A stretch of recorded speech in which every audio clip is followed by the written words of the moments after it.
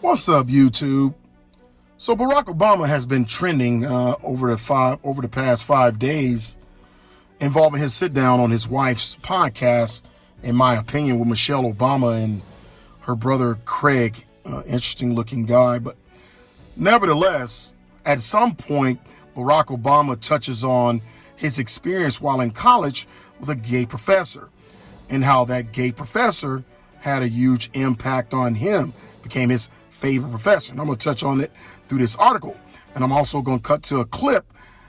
And I'm also going to let you listen to audio of a conversation with a bunch of content creators on the very subject. Hey guys, I'm Corey, and welcome to my channel, Let's Talk with Corey. If this is your first time tuning in, hit that subscribe button. Before we get started, wherever you are in the world today, I mean wherever you are in the world today, I really do hope you're having a great day.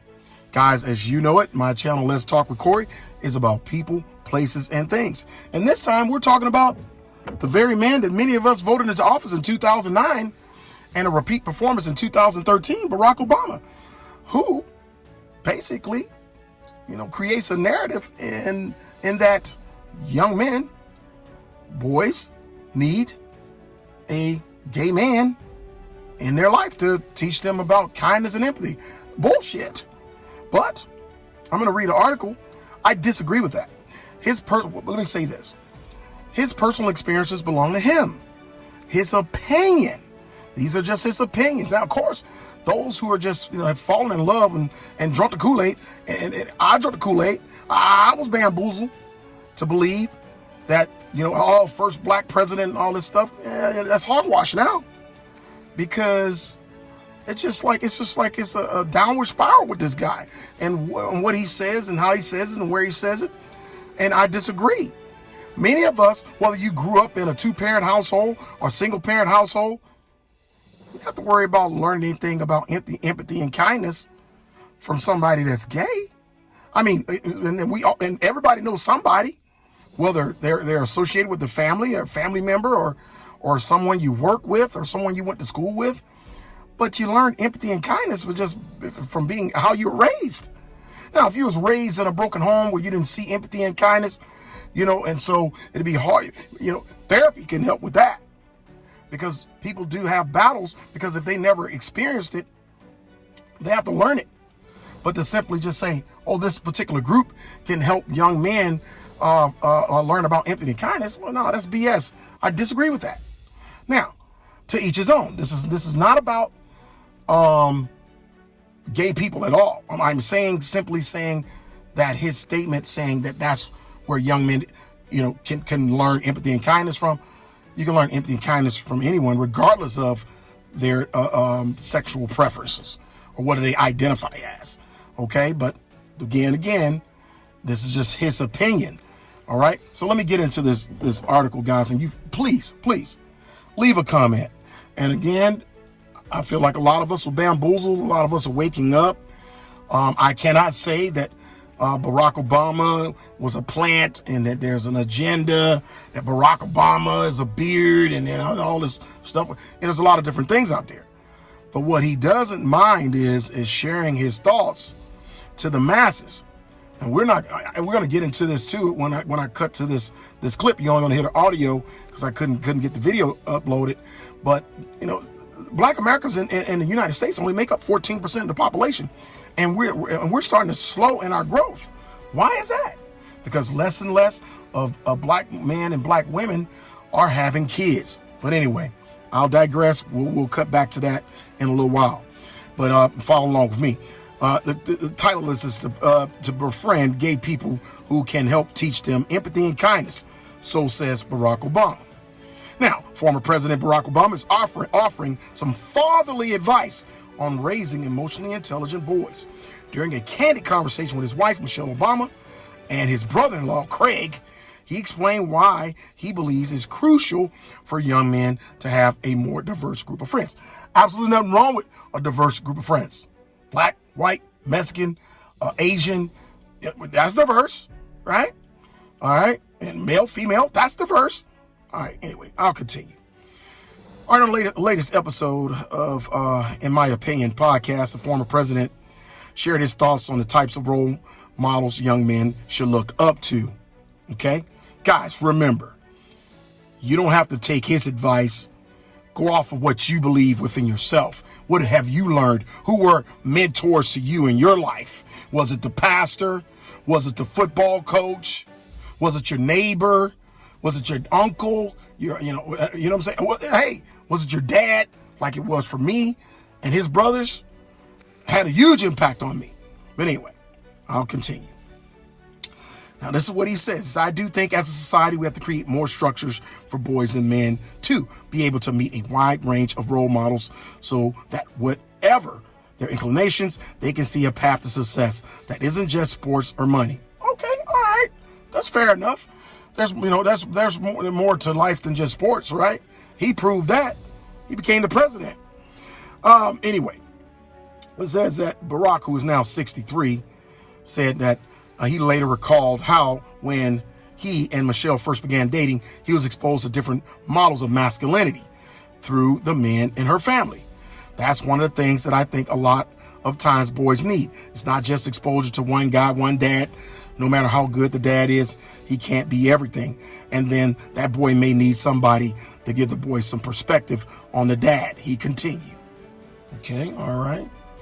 Meaning to either support what the dad is telling you, if you have a strong family structure where, treat people with respect and kindness and empathy. Are we talking about that? Or are we talking about something else? Anyway, let me continue. Because, a lot of us who had fathers in our lives, and my parents didn't even stay together, but he had an active role in my development as a young man, as a young man becoming a man. But okay, I'm gonna continue. Says he explained that he had how his relationship with his college professor, who is an openly gay man, helped shape his perspective on a variety of things. That's your story. That's to you, sir. I had a gay professor in college at a time when openly gay folks still weren't out a lot, who became one of my favorite professors and was a great guy and who would call me out when I started saying stuff that was ignorant. Well, what were you saying? Why you didn't go into some details? Give us some examples. Were you saying some stuff that was geared toward a particular group? Anyway, Barack recalled, you need that to show empathy and kindness. That is incorrect. I'm going to say again, you can learn empathy and kindness not only from your father or father-like figures, but you can learn empathy and kindness from your mother, your grandmother, your aunts. Hell, if you've got older sisters or older siblings, they can teach you about empathy and kindness because you're watching them do it and put it in action.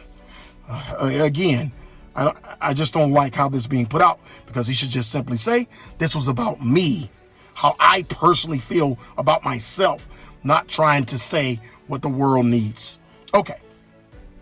By the way, you need that person in your friend group so that if you have a boy who happens to be gay or non-binary or what have you, they have somebody they can go to.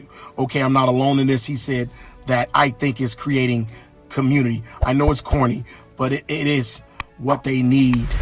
Okay, that's what's being said. So guys, let me cut to this clip. You're just going to be able to hear the audio. And then guys, please share your thoughts on this conversation that Barack Obama happened to stop by his wife's podcast and talked about a lot of things, but somehow segue into what young men need to befriend in their groups and for a community. Okay, let me cut to this clip. Anybody watch the Obama's interview? Sorry, my voice is going. Yeah. Now watch it, okay? It's okay. If you didn't watch it, this is our next clip about Obama. You should guys go watch the whole clip. One of the most valuable things I learned as a guy was I had a gay professor in college at a time when openly gay folks still weren't out of line, who became one of my favorite professors and was a great guy and would call me out when I started saying stuff that was ignorant. You need that to show empathy and kindness. And by the way, you need that person in your friend group, so that if you then have a boy who's gay or non-binary or what have you, they have somebody that they can go, okay, I'm not alone in this. Yeah. Right. So that, I think, is creating that community. I know it's corny, but that's what they need. Why? Was that the end of it, or did it end quickly? That was it. That was enough for us. That was enough. Why did he even go on her show? Never mind. Go ahead, y'all. That's the shit I be talking about with Obama. Like, and that's where Obama loses me. Why do you have to have a gay mentor to be called out as a man if you wrong? That's what I be talking about with Obama and the administration. And I feel like a lot of times, like, he kind of mess up his legacy with all the rainbow stuff. Like, what type of message is it? And I seen every other clip except for that clip right there. It wasn't meant for me. But that right there, that's where Obama loses me at right there. One of the things is we were all so distracted by him being a black president. We did not even think about what he supported and how it was going to be a destruction to the black family. Mm-hmm. And now we are 13% in the nation as black Americans, 13% in the nation. And we're not growing because the feminist movement, no one is having children. We're the highest number of black women having abortion. So we're not producing. And so this is what he advocated for. So no. We don't need no more of those cities. We good on the production. Okay. We don't need no more of what we got coming out. We need a better group of producers right now. I'm not really for it. Let me shoot the people a little bit of bail though. When Obama first was running, right? He did not. This is not what he stood for. Obama said that he believed that marriage was between a man and a woman. He was very much conservative in his views when it came to the inner dynamics of relationships and men and women. This is not how he came into office. So we were not, and I just want to make sure that we get the right context. We were not fooled as far as what his message was when he was running for office before he got elected in 2008. This is something that he evolved into when he was in office to advocate for by the time that he left. So I don't want y'all to think that even though we made some bad decisions, I don't think that we made a decision based off of that. That wasn't something that we stood for initially. Okay, God. And again, a lot of young men and older men are kind of tired of Barack Obama at this point. It's very sad.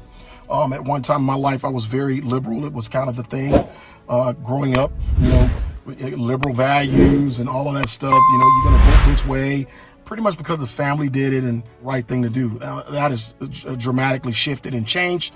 That is the past. Now, neither here and there. I'm not saying any particular group is going to push you in one direction or the other. You got to know for yourself based on what you believe the facts are in regards to which particular party best represents you. I'm gonna leave that there. But in regards to this situation, Barack Obama shares his thoughts. I say, look, he's gonna say what he's saying. The population is black, and we're not the fastest growing. We're actually on a decline. And why is that? There's a lot of things going on out there in the world right now, and we're just not procreating at any vast amount of speed. 14%.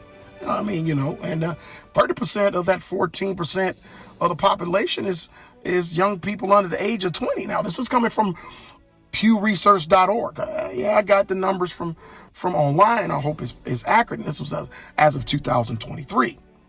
Okay, so him coming out talking about this, hey, is this a hidden agenda there? I don't know. I hope not.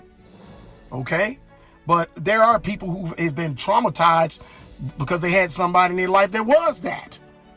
Okay, that did some things to them, assaulted them, and things of that nature. So, and I'm not saying that those are isolated events, but there are other places where you can get, empathy and kindness. That is my strong opinion on this subject.